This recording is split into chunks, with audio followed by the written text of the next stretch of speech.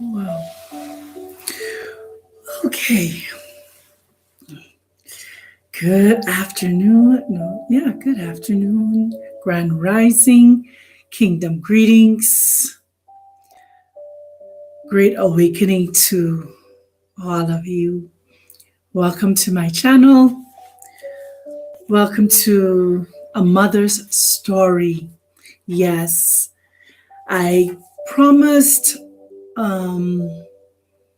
to tell my story about my children and their miraculous births.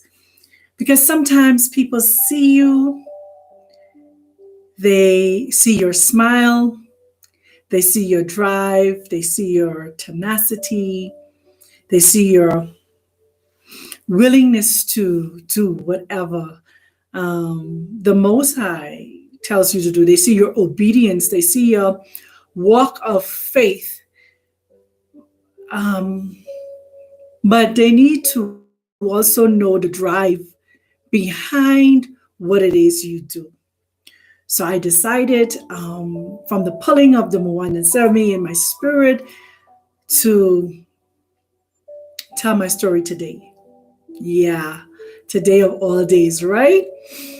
But I truly would pray, or I truly set the intentions out there that my story would be a blessing, an increase, an encouragement, and motivation to other parents, male and female, because we have fathers who are there every step of the way with their children, but more so, I'm telling it from a mother's perspective, not to downplay or minimize a father's role in their children's life. I don't know the magnitude of a father's role because I'm not a father. I never tried to be father and mother. I only could be the best mother that I can be, and that's it. I hear a lot of cliches of mothers saying that they have to be mother and father to their children.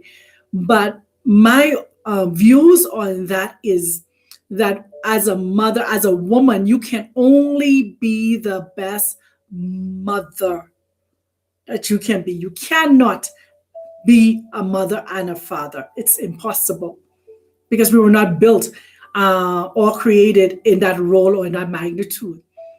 But that is not what I'm here for. I'm here to share my story, my journey with my four amazing miracles that the Most High Creator, afforded my womb to give birth to. And so my children know. I shared with them already that I was going to tell the story. So I also pray that it is a blessing to them, that they too would know that their mother loves them dearly, and she want nothing but the best for them. Yeah.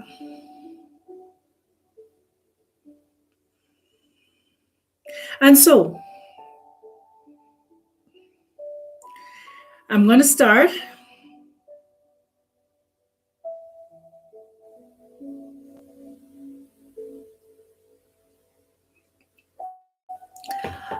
But with my oldest born, my firstborn, her name is Martika. Martika was born on August 26th. As a premature baby, I was a teen mom with Martika, and like I said, she was premature. And with her being premature, we know that she had to spend some time in hospital. And so with her spending some time in hospital, it gave me some time also in the maturing aspect of having to go to a hospital every day to see this little baby and stuff like that, and also encounter some things that people would say about your child. They're looking through the glass and they're making assumptions, not knowing that you are the parent of the child standing on the side of them. And they were making all kind of assumptions of what kind of mother I was in terms of giving birth to a premature child and how small she was and stuff like that, you know. But I endured. I smiled and I stood there and I took the criticism that they give, not knowing who I was or anything about my daughter at the time. So Martika, born in August the 26th, premature, came out hospital when she was about 3 months. And after coming out of hospital at 3 months, she was developing pretty fine. Firstborn, proud mama, making sure everybody washed their hands before they touched my baby. I think I've traumatized my firstborn from the color pink, because everything that I purchased for her was pink. Pink pillows, pink dresses, pink barrettes, pink socks, pink ribbons. Pink, pink, pink was everywhere in her life. I pinned her on a pillow because she was a very tiny baby. So when you lift her up, you had to lift her with a pillow because of how small she was. And then at the age of, I think it was 18 months, she did 20 months. At 20 months, the growth reappeared. But at this time, a visiting physician from cardiologist, I mean, don't just say physician, he was a cardiologist, Dr. Cardwell Brown, was visiting Grand Bahama from New Providence. And so you have to make an appointment in advance for him. So I made an appointment in advance to see him. And at the time, excuse me, at the time, seeing this doctor was $100 for the first visit, just to have that visit. And unfortunately, I did not have the $100 when it was time for him to come. And so I called to cancel the appointment, but his nurse said, no, don't cancel, come, we'll make arrangements for you to pay it later. And so I was able to take my daughter Martika to Dr. Cardwell Brown to examine her to see what this murmur that they were telling me about that was in her heart. And at that time, there was a pediatrician at the same clinic, and he took my daughter and he rested his hand on her chest. That was the only examination he did. He rested his hand on her chest. And when he rested his hand on her chest, he said, oh. So I was like, ooh, being surprised. He said, what did the doctor tell you? I said, the doctor told me she has a murmur that as she grew, the murmur would close. So he said, no, hold on, let me call the pediatrician that is here. And this pediatrician was Dr. Hunt at the time at Sunrise Medical Clinic in Freeport, Grand Bahama. And Dr. Hunt came and Dr. Brown told Dr. Hunt to rest your hand on this child's chest and tell me what you feel. And so Dr. Hunt did the same thing, rest his hand on his chest, and he did the same reaction. Oh! And so they then tell me I need to sit in the room. They did sit down and talk with me. And I sit down, and here it is now. These two doctors and a nurse came in, and they're saying to me, your daughter doesn't just have a murmur, but your daughter has a hole in her heart. Whew. So I'm like, a hole in the heart? Could you, I wanted them to explain. He did not bring his equipment with him to Grand Bahama. So I would then have to now travel to Nassau to take my daughter to be further examined to see the extensiveness of this hole in her heart. Needless to say, I made the arrangements, and months later, I was able to take my daughter into Nassau to be further examined for this hole that she was born with in her heart. Upon Dr. Brown doing all of the EEGs and all the examination on her heart, he came to find out that one side of my daughter's heart was not receiving the necessary blood that it needs from the other side.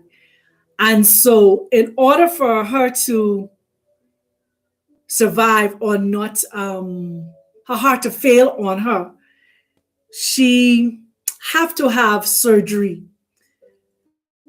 And the surgery had to be performed in Miami's Children's Hospital.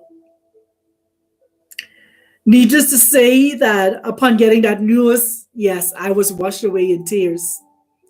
I was washed away in tears to know that my now 23-month-old, not even 1 year as yet,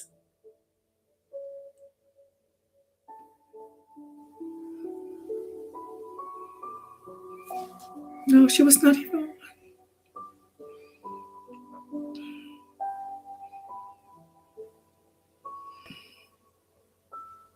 I say in 23 months, but my daughter was not even one as yet. I'm so sorry I've been given the wrong time frame. She was not even one. Wow. That I now have to take my young baby, not even 1 year old as yet, to Florida Memorial Hospital. They call it Jackson Memorial Hospital, to have open heart surgery, because the hole that was in her heart was the size of a quarter. I don't know if you know the size of a US quarter, 25 cents we would call it. It needs to be, what they said, put a patch on her heart. So here it is now. This young mother now needs to make this journey to take her daughter, who is not even 1 year old as yet, to go and have a major surgery. So I did all the necessary arrangements to take my baby to this hospital. Here it is now. This surgery was at that time in she was born in 1989. So she had to have this surgery in 1990. So we make all the necessary arrangements. The surgery back then, the price was $50,000 US. $50,000 US just for the surgery. That's not hospital. That's not a place to stay. But can I tell you, Dr. Cartwheel Brown made all the necessary arrangements for me to be able to take her to have the surgery. And there's an organization called the Sassoon Foundation. I don't even know if they're still in operation, if they're still running, but the Sassoon Foundation was the foundation that funded my daughter's surgery. So all I had to do is find funds from my trip, my ticket, my place to stay, and something for me to eat. So the surgery was taken care of. The bill for my daughter's surgery was taken care of. They give you the date when you have to check in. They allowed me as a mother to spend the first night in the hospital with her, as they do all their preliminaries and stuff like that, examinations and all these different things to prepare her for her surgery for the following morning. And my daughter, not even 1 year old as yet, like I said, was beginning to potty train. And so with beginning to potty train, didn't want Pampers on her. So the nurse said, but we have to put Pampers on her because, so I said, no, I'm going to sleep in the room with her. So what I would do is whenever she needs to use I would use the bedpan and stuff like that. She refused to allow them to put Pampers on her. The next morning, the anesthesiologist, those came in, let me know what they were going to do. The doctors came in, let me know how long the surgery is going to be. They had a launch near a surgical room and stuff like that, I can sit around and wait for her surgery to be completed. She was in surgery for 11 hours because they had to go in and patch the hole that was in her heart. Doctors came out and, I mean, you just patiently wait. I don't even think I eat anything that day. Just patiently waiting for my baby to come out of this surgery and to have a good report. The doctors came out midways and said they're this far and this is what's going on and everything is going fine and no need to worry. Go and get yourself something to eat. We'll come back out and give you a report and all this different stuff. But being the mother that I am and was then, I did not leave watching that door for everybody that would come out and everybody that would go in. Needless to say, the surgery was successful. My daughter came out of that surgery with a great success. But seeing my daughter after surgery, they prepared me. They say, well, when you go into the recovery room, your daughter's not going to look like your daughter. She's going to have a tape cut straight down her chest, and we're going to have wires coming out of her chest just in case if her heart stops, we're able to bring her back, and she's going to have a tube in her mouth and a draining tube in her stomach and IVs and stuff everywhere. And sure enough, as they described how she was going to look, she looked. And I cried. They said, but you cannot allow her to see you crying because if she sees you crying, she's going to respond.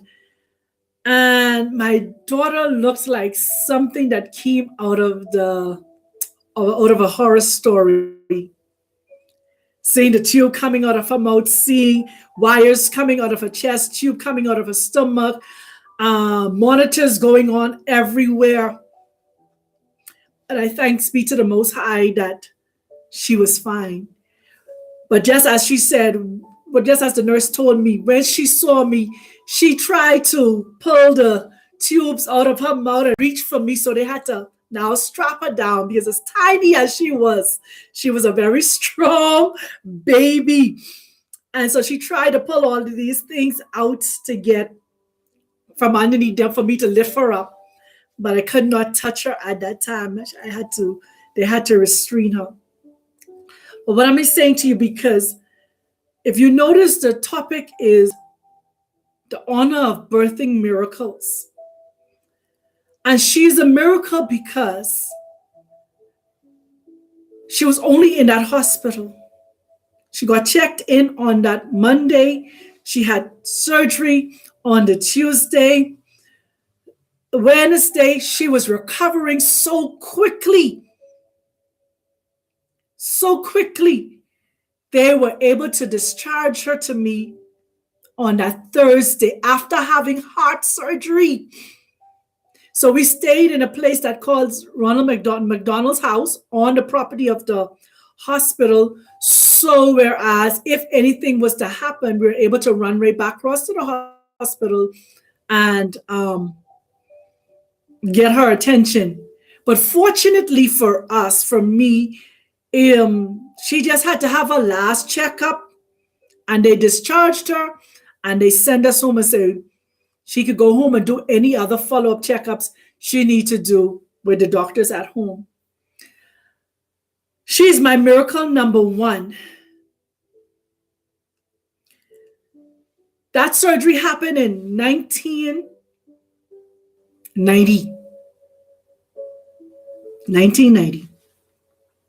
My daughter is now 32 years old, and she never had to have another surgery. 32 years old. Let me give you the story of my second born. My second born is only a year apart from my firstborn. So they share the same birth month, which is August. So my second born is Simone, and she was born on August the 15th. The miracle of giving birth to Simone is a premature also. And the minute they had rolled me into the back, Simone decided that she's going to push her way out into this world before the nurse had a chance to even clothe herself. So my second born decided to push her way into this world prematurely also. But she was a real fighter, feisty little thing. I call my second born my first born, I call her my big baby. My second born, I call her my black beauty. Little chocolate baby, beautiful here, everywhere on this little girl's skin. But the miracle in Simone is at 6 months, Simone's respiratory system shut down. We were home in the house just having a good time talking, and my stepsister came over and we just having a good time. She said, how's Simone doing? I say, she in the room sleeping right now, And my sister went into the room to check. And there my baby was unresponsive, not breathing. My sister picked her up, shake her, pinch her, try to do everything to revive her, but she was unresponsive. We called for an ambulance, but my sister did not even wait for an ambulance to come. Our house was not too far from the hospital. She literally ran from the house to the hospital. And in the accident emergency room, the nurses was trying to revive Simone, trying their best to revive her. No response. Her tongue did not start. She didn't start turning black. Then a nurse came in and took a long needle and stick it to the bottom of Simone's foot. And as she stick that needle to the bottom of Simone's feet, they hurry up, pull me out of the room and pull my sister out of the room. But the miracle in it, because she didn't respond, another doctor came in, started assisting, and then Simone responded. And at the same time, here comes a brand new, still in the plastic, pediatric breathing machine. Never had one in the hospital at the time. They didn't have this machine. But that very day that my daughter was unresponsive and they were able to bring her back, this machine come rolling into the hospital. So the only thing they could do is spray and wipe and put her on this machine to help her lungs.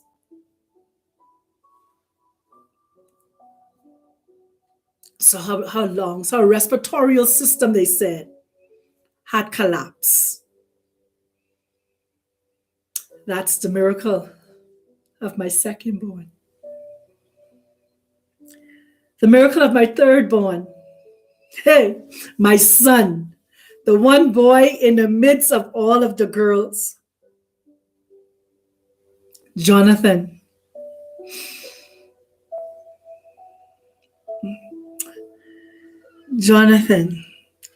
Jonathan, yes, another August born. Yeah, I don't know. That's just how the Most High did it. But with Jonathan, I was going into premature labor with Jonathan also. But my doctor at the time was able to catch it. He said, you're not going to give birth to another premature. So he put me in the hospital for a few days to stop the premature labor and stuff like that. And it was stopped.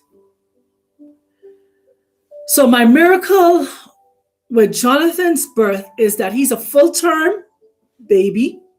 He was a full-term baby. But the miracle in it is this.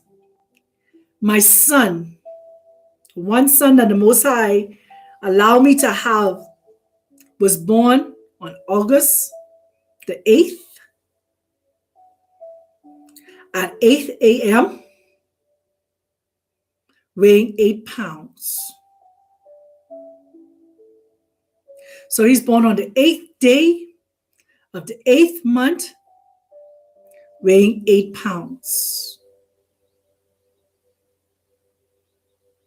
Tell me that the Most High wasn't giving me a new beginning with my son.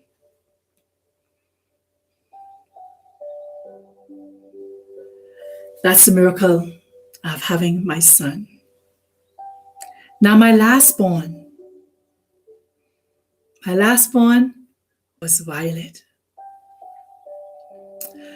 Violet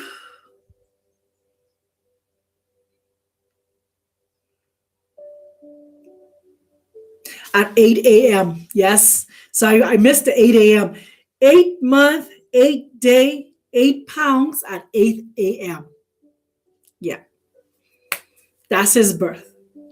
So he was 8 straight across the board. New beginning.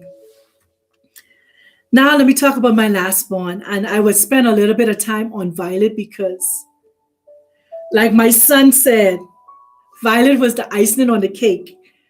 Violet was the power ball, the power player.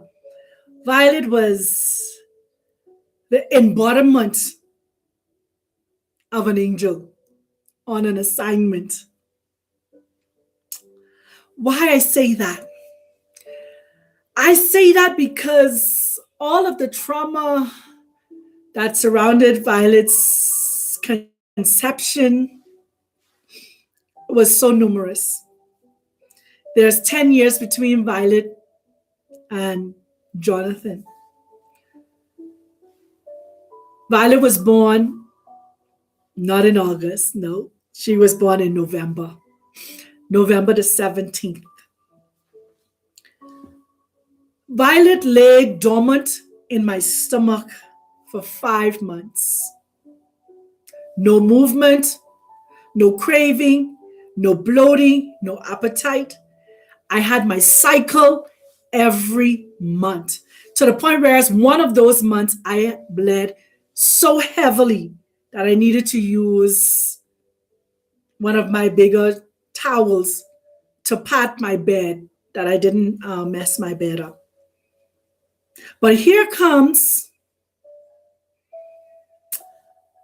the 5th month, which is October. And I was doing a breast examination just to see, you know, as women, we every now and then we do these breast examinations and stuff like that. So I was doing a breast examination.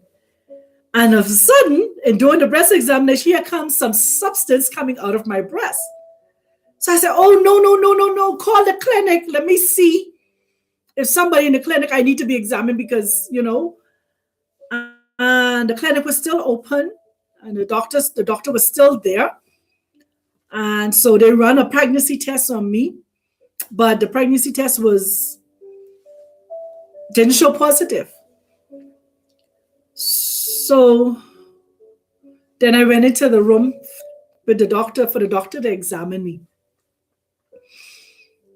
Now, let me tell you, in Violet conception, me and my husband was having so much problems. Having a baby was the furthest thing from our minds. When Jonathan was 4 and 5, he was trying to, okay, we can have a baby.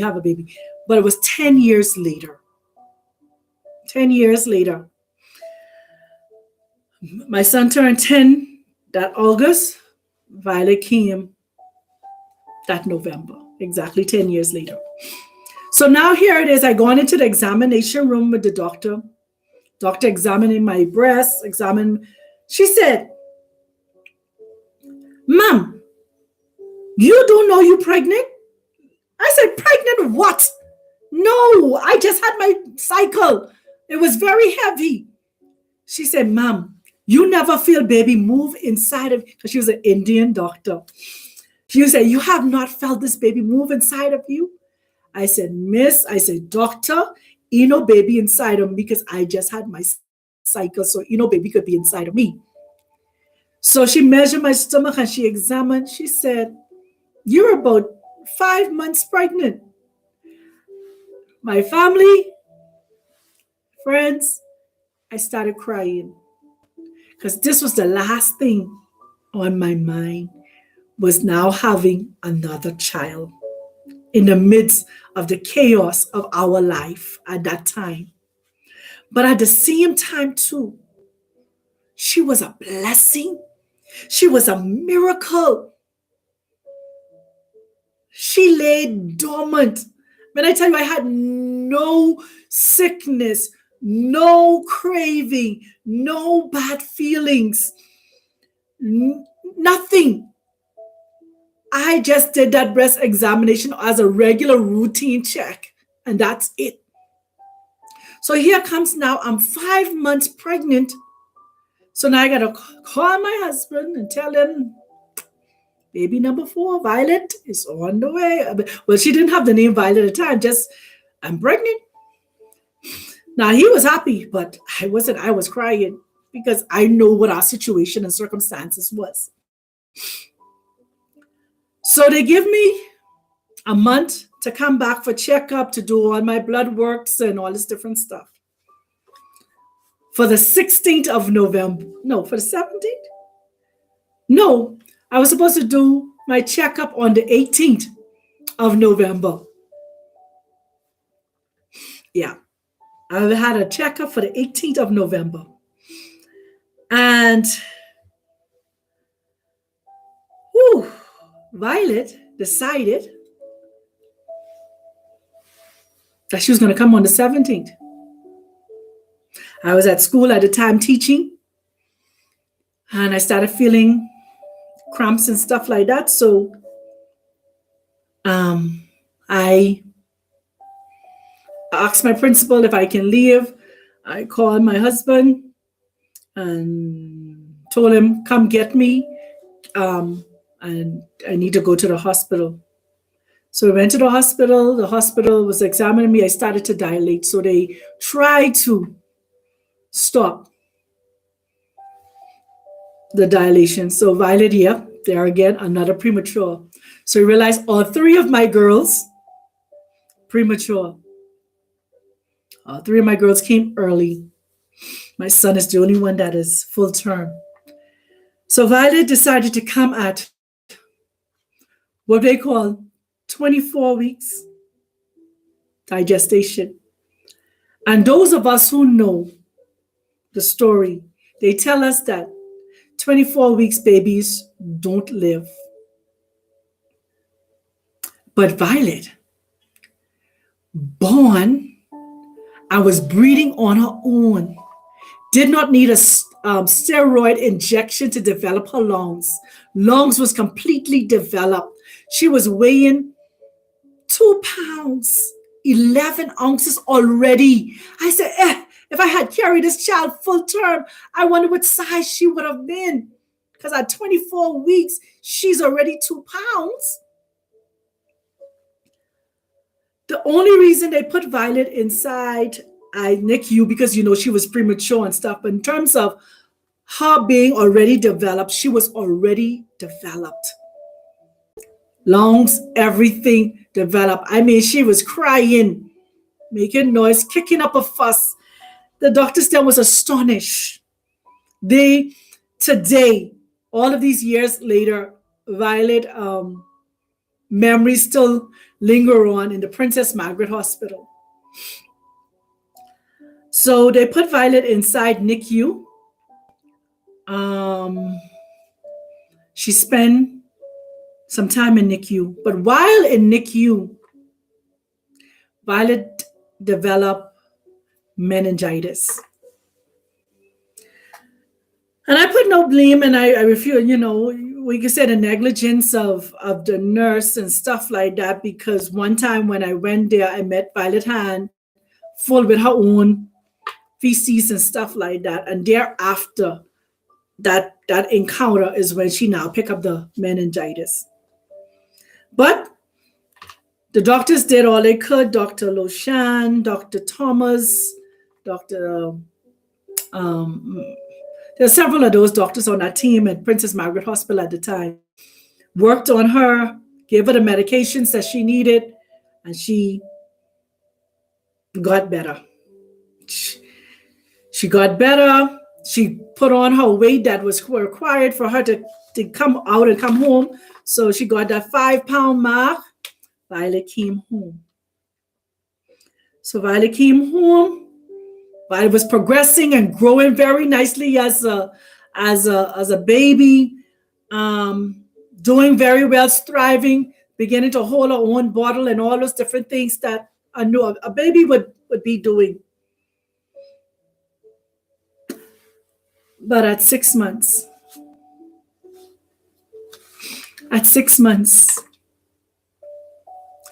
Violet was crying uncontrollably. We didn't understand why. Then on top of that, her head started to grow rapidly. So we took her to the hospital. Accident in emergency. They said they have to admit her. Doctors came, said that Violet has hydrocephalus. Hydrocephalus is the water being retained on her brain. So the water was not circulating, draining off her brain. Now, this is a post-meningitis problem. And so now with hydrocephalus, here comes Dr. Magnus, Dr. Isaac. These are the neurosurgeons telling me that my precious 6-month-old baby have to go and have surgery. They have to go into her brain, put a tube in, drain it behind her neck, and put it into her stomach. So the fluid could bypass and drain into her stomach so she could have that circulation. Other than that, it will continue to put a pressure on her head. So being the mother that I was washed away in tears, crying, don't know what to do, walk out of the room where they was telling me all these things. And here comes this lady. I don't know where she appeared from.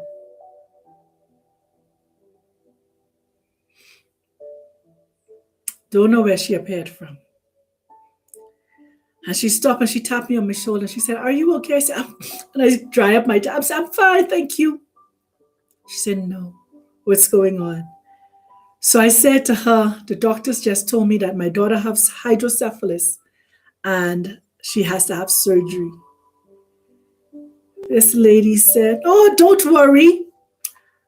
I am a physical therapist. I will personally give your daughter therapy for free when she doesn't have her surgery." Hey, this Savior we serve. She gave me her card.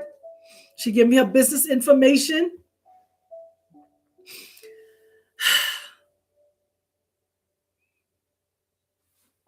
And she comforted me for that time. So the doctors, Dr. Magnus, Dr. Isaacs, and the rest of the team put together. First thing, the following morning, Violet was in surgery. Violet had her first of 8 surgeries.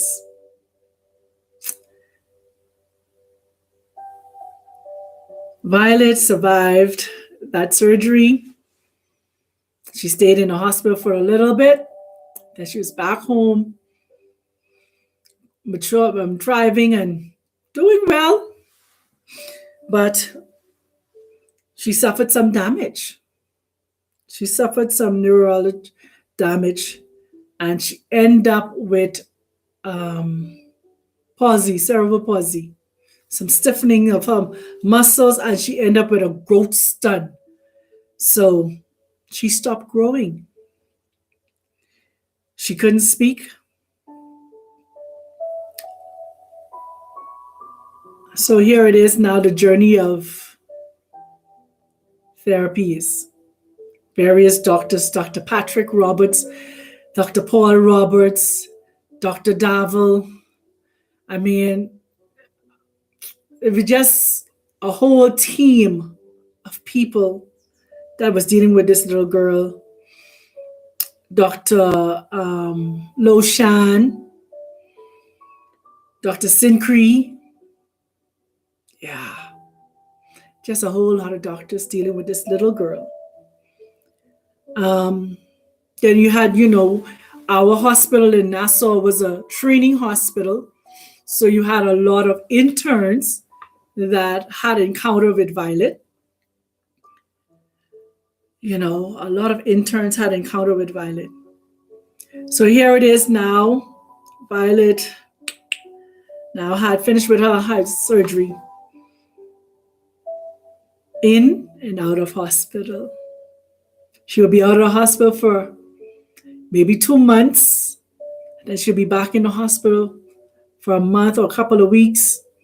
And that's where the journey began, with her being in and out of the hospital. I'm so grateful for the nurses on the children's ward of Princess Margaret Hospital, the nurses in the NICU, who used to call Violet a baby with an attitude. Though she did speak a word, you could tell her likes and her dislikes with her attitude. So she was the baby with an attitude. Fast forward, she had several surgeries in between. But let's get to when she was 2. I want to get to when she was 2. When she was 2 years old, Dr. Magnus, Dr. Isaac, Violet developed another infection on her brain. This infection was called ventriculitis. Ventriculitis. This infection was like a bug would make itself on the inside of the brain and urinate on it.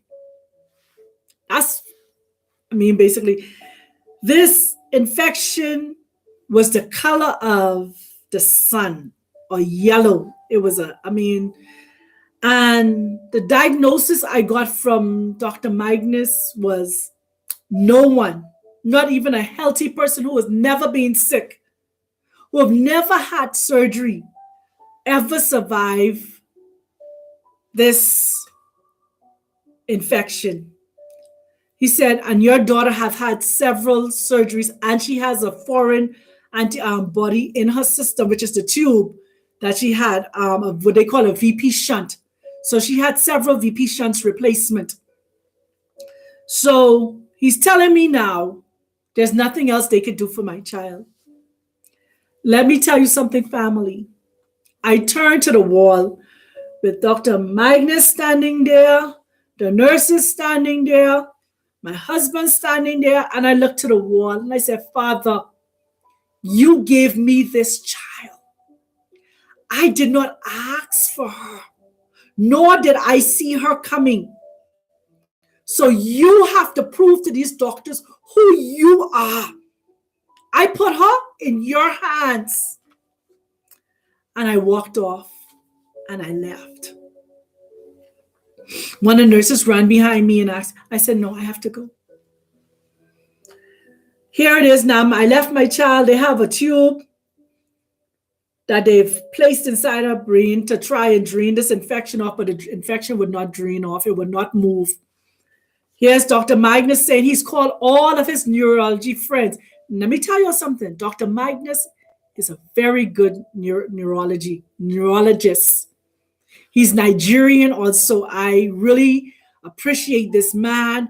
He fought hard. He fought long. He did everything in his powers to make sure that my daughter got the best of care when it came to neurosurgery and stuff like that. Him, along with his team, with Dr. Isaac and the rest of them that worked with him, they worked overtime with Violet and making sure she was comfortable. And they had put do not resuscitate on her crib. I left and I went home. The next morning, I made my way to the hospital. When I made my way to the hospital, I met the doctors at Violet's bed. I thought something was wrong, so my heart, skip a beat. I'm like, oh, okay. I didn't expect all of them to be in there that early in the morning. But lo, to my surprise, the infection started draining off of her brain. So Dr. Magnus said to me, boy, you have some tenacity. I said, no, I have no tenacity. I have some Jesus. Because, that's what I was using at that time. I was using the JESUS word. So I said, that was my faith. So here is now my faith being put to the test. This is where we stepped, and you want to know why my faith is to the place where it is, because the Most High has allowed my faith to be put to the test, using this very little girl, Violet, to stir up the gift of faith, to stir up my level of confidence in the Most High. And from that day moving forward, you could not tell me what my Messiah, you could not tell me what the Most High could not do. That gave me such a boost of faith and confidence, even to the point where as they sent me, quote unquote, to a psychiatrist to see if I'm okay, because now here it is, I'm talking to Violet as if I'm talking to a child. She was my child. So I don't know how they was expecting me to respond, how they was expecting me to treat her, how they was expecting me to handle her. I talked to her like I was talking to the rest of my children. I conversated with her. I sing with her. I tell her things. And one of the things I told Violet was, parents supposed to be inspiring their children. I said, but baby, you have inspired your mother. You have encouraged me. I am so encouraged by you. Your fight. This little girl had a fight inside of her. She never one day give up, even though she could not speak, even though she could not walk. She had the doctors say, die. She rise up higher than what they would say. So the infection started draining off of her brain.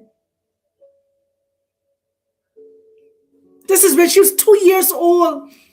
And so the doctors told me when it was time for her to be discharged out of the hospital, they said, Dr. Paul Roberts was the one they sent to sit me in the room. They take parents in this little room when there's nothing else that they can do. They take me in this room and they sit down and they talk to me and tell me there's nothing else we can do for Violet. All we could do is make her as comfortable as we possibly can. They said, go home and prepare, because there's nothing else we could do. She was 2 years old. They tell me this. When I went and I took her to physical therapy and occupational therapy, they kept asking me, why do you keep bringing her here? There's nothing else we can do. I said, as long as y'all keep on scheduling me to bring her for her therapy, I'm going to bring her. I'm walking in faith, believing. So they told me at 2 years old that she had no more brain function. Only the stem of her brain was working, and that's it. Everything else was damaged. brain was damaged.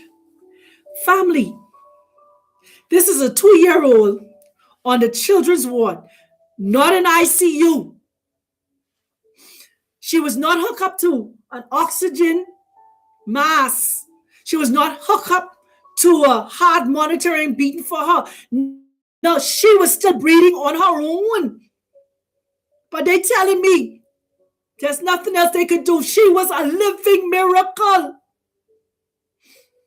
She was a living miracle that the Most High allowed me to give birth to allow me to take care of for 6 years. Let me tell you, family, she lived for another 4 years. She did not die in the hospital. She did not transition in the hospital. She was able to come home. She was eating. She was responding to when we have conversations. If her brother was to come home and did not speak to her, she would make so much noise. Oh, inside that house. He had to come back and make sure I acknowledge her. Her sisters. Oh my goodness. Her older sister, Tika, she used to rough Tika up. Simone used to like to dress up like she was a little doll baby. I never see somebody bathe a child so much in all my days. My second born, Simone used to bathe Violet breakfast, lunch, and dinner. I say, man, this girl don't go outside to get dirty. Why you be bathe my child so much? But she was in an environment, harnessed and nurtured, and she was loved. Not only just by her family, but everyone that came in contact with Violet, she impacted their lives without even saying a word. That's this little girl, the life she lived. She was a living miracle. That's why for me, I can say, and I said, I had the honor of birthing miracles. There's an honor that the Most High saw fit that this womb give birth to 4 living miracles. And I said 4 living because Violet transitioned, but she's more alive now than she's ever been.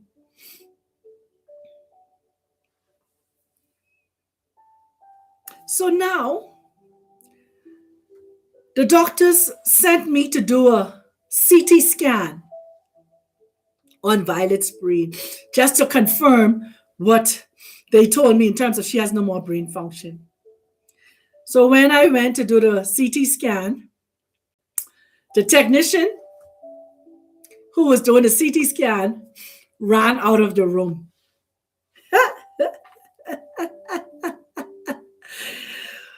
Because when he looked on the CT scan and he looked at this baby and he looked at the CT scan and he looked at this baby moving around, he couldn't believe that she was alive.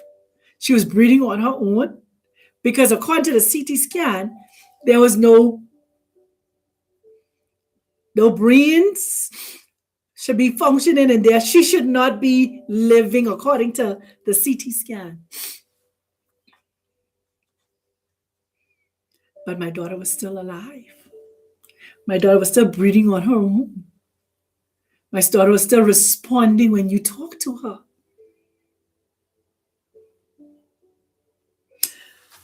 So, family, coming to the 2009, December, the Most High said to me, I want you to go on a fast. The last 7 days of 2009 and the first 7 days of 2010. I said, Father, it's Christmas time. You know, Christmas time, we got to have the ham and turkey, whatever have you, stuff like that. He said, fast. So I fasted. I turned my plate down. The last 7 days of 2009, the first 7 days of 2010. On the 4th day of 2010, the question was asked, where is Violet? I said, she's home, Father. He said, what is she doing? I say, I don't know, probably getting on her sister's nerve or something like that. He asked me the question again, where is Violet? I said, Violet is home. Then it hit me. Here it is 4 years later. She was 2 years old when they tell me carry her home. There's nothing else they could do. 4 years later, she's home, eating and all this stuff on her own. He said to me, I am the sustainer of life. I say who live and who dies. And I was washed away in tears. I was just fascinated by what he said. That was the 4th day of the fast, 2010. On the 7th day of the fast came to an end. I just give the Most High praise and I give him glory. On the 8th day, January the 8th, 2010, the power company came and shut my power off. I said, sir, my daughter I just had sent my oldest daughter to go and pay the light bill. He said, well, when she done go and pay it, they'll call me and I'll come back and turn the power on. So I said, okay. So when my daughter went, she paid the light bill. She came back. I called them. They came to turn the power on. Then I heard my spirit call someone. This one you can't handle by yourself. So I said, okay, we was praying for financial breakthrough and stuff like that. So I'm thinking now this is going to be the moment that prayers of our financial breakthrough and stuff is going to be answered. So I called a friend of mine. I asked if she was home. And she said, yeah, she's home.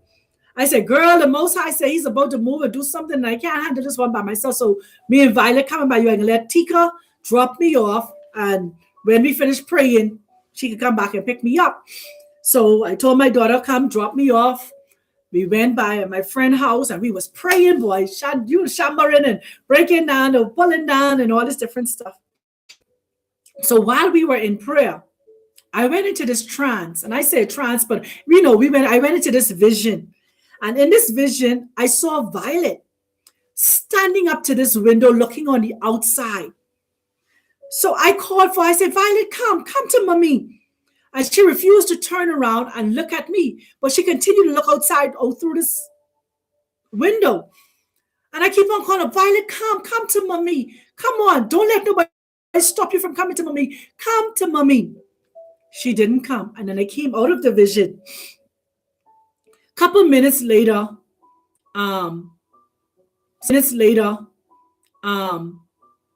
somebody brought Violet in the room to me and said, Violet need to change her pampers. Need to change. So I said, okay, no problem, bring her. Change her pampers. When I open up my baby pampers, family, I didn't know what death smelled like. I never smelled death before. This is my first time. And when I open up Violet's pampers, I said, oh, Violet, this smells like death. Not knowing what I was saying.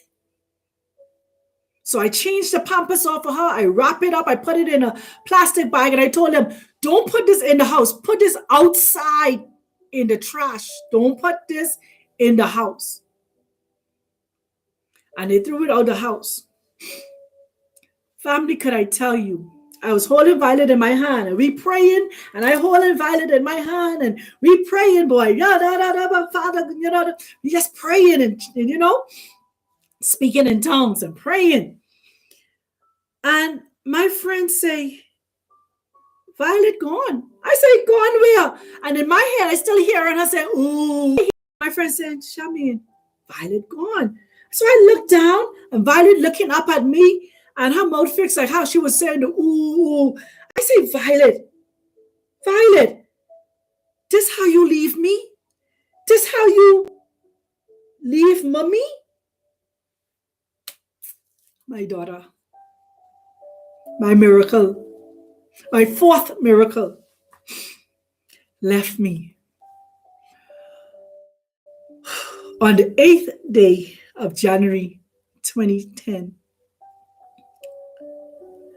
And I heard the voice said, I had to take her the way I did, because if I didn't, and you knew she was going, you would have prayed, and I would have had to leave her, because the same sustaining power that I have given to you. Family, I share with you the honor of birthing miracles. Here's this mother's story of all of her children. They are birthing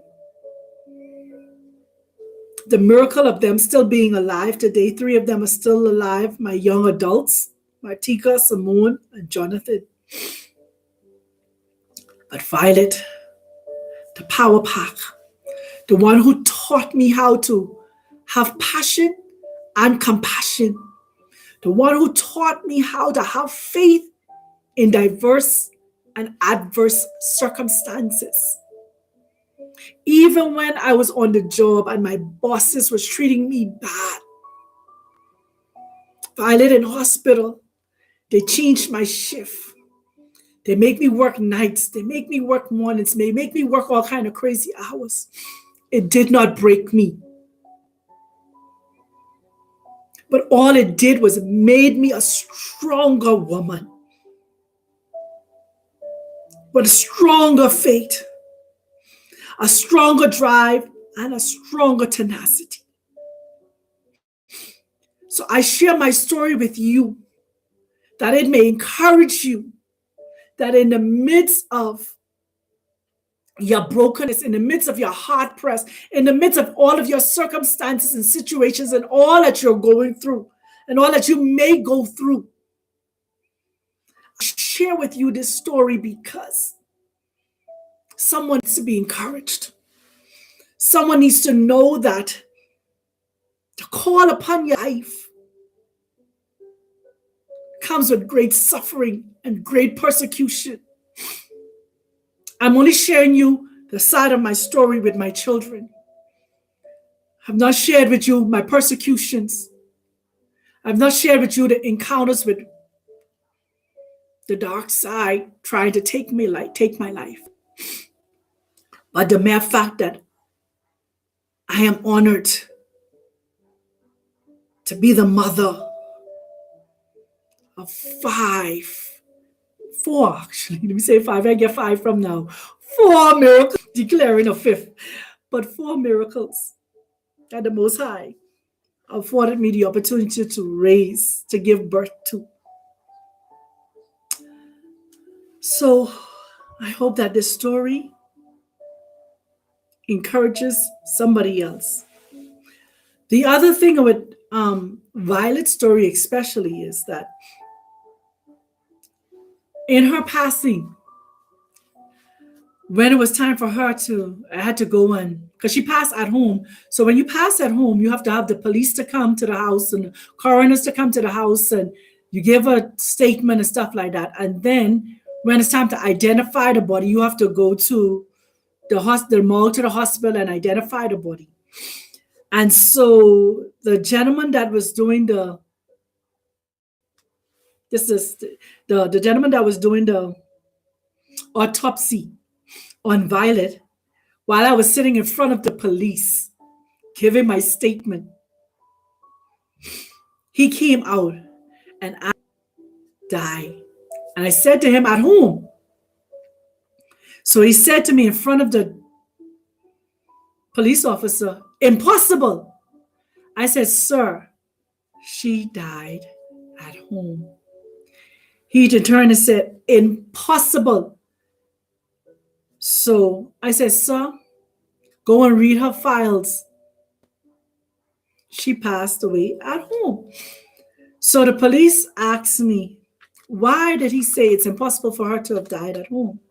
So I explained to the police officer, because she had no brain function. The police rests her pen down and look at me. Look at the gentleman. Say what?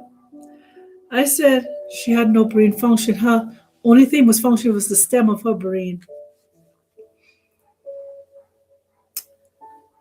So family, Violet,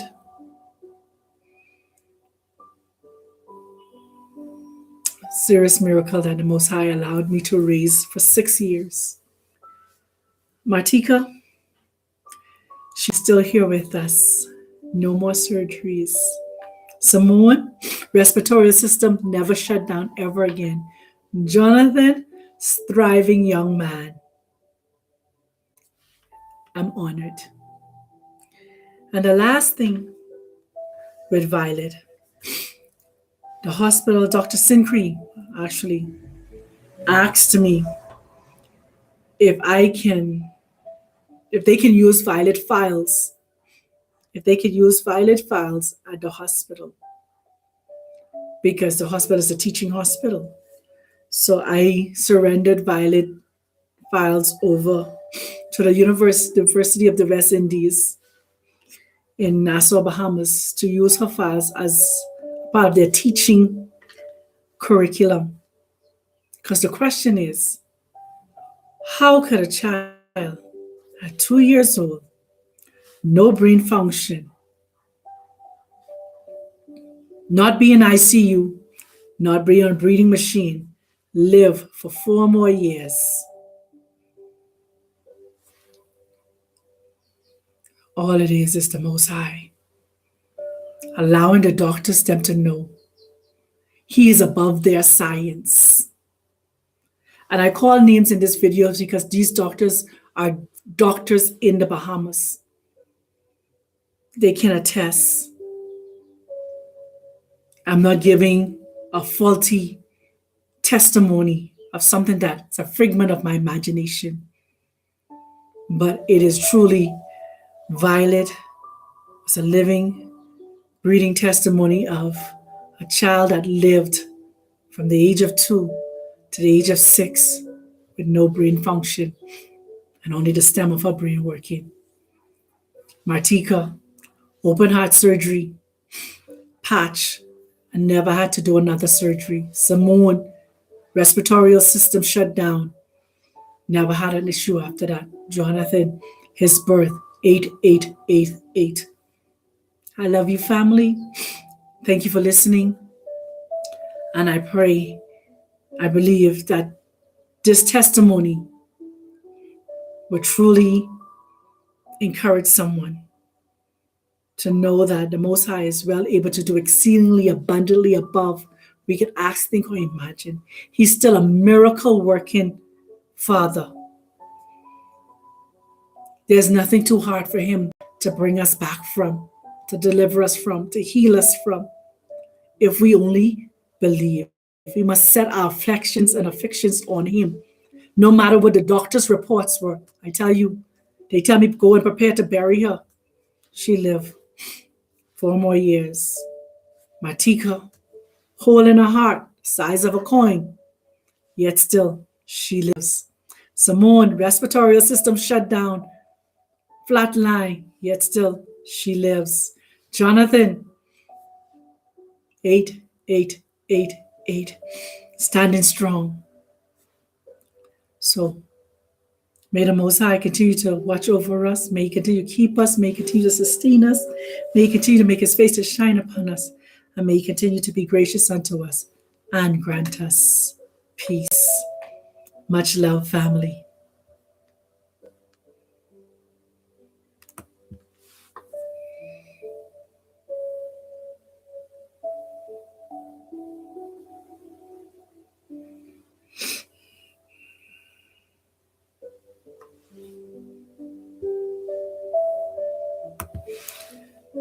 I just want to say thank you for listening into this testimony, and please share this testimony with somebody. Somebody else may be going through something, may have experienced something, or want to be able to share their testimony but didn't know how.